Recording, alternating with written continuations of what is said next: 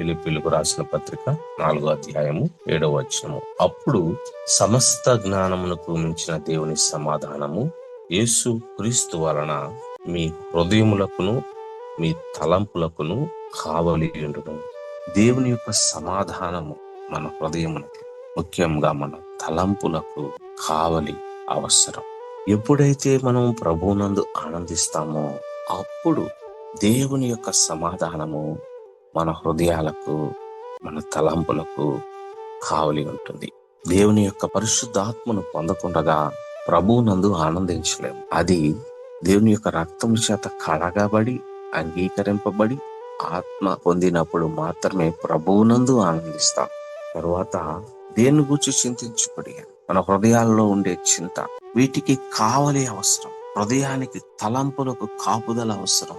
ఎందు నుండి అంటే అనేకమైనటువంటి చింతతో, వ్యర్థత్వముతో, భయముతో, అపవిత్రతతో, అవిశ్వాసముతో, ఉపాధి పెట్టేటటువంటి అనుమానములతో కూడినటువంటి ఆలోచనలు మనల్ని కృంగదీస్తాయి, మనల్ని అసమాధానములోనికి తీసుకుని వెళతాయి. కాబట్టి మన హృదయాలకి, మన తలంపులకు దేవుని యొక్క కాపుదల అవసరం.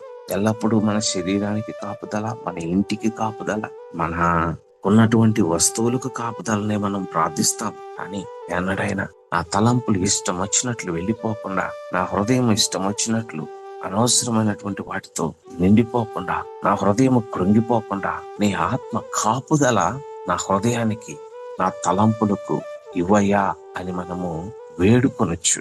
ఆయన విడిపించగలడు అనేటటువంటి నిశ్చయతతో, కృతజ్ఞతతో ఆయనకు మనం అప్పగించుకుంటూ ఉంటే, అప్పుడు ఎప్పుడైతే మనం ఆత్మను ప్రార్థిస్తామో, ఆనందిస్తామో, ఎప్పుడైతే మన యొక్క హృదయాలకి, తలంపులకు దేవుని యొక్క ఆత్మ కాపుదల కొరకు కోరుకుంటామో, ఆయన విడిపించగలడని, ఆయన సహాయం చేయగలడని ఆయన కృతజ్ఞతతో ప్రార్థన చేస్తూ ఉన్నప్పుడు దేవుని యొక్క సమాధానము మన హృదయములకు, మన తలంపులకు కావలి ఉంటుంది. ప్రార్థన చేసుకుందాం. పరిశుద్ధుడా, నీకే స్తోత్రము నాయన.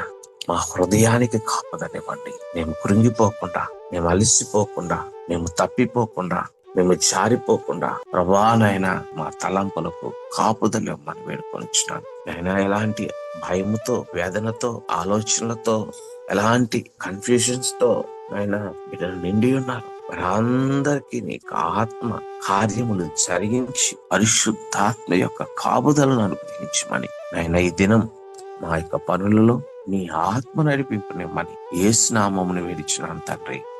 ఆమేన్.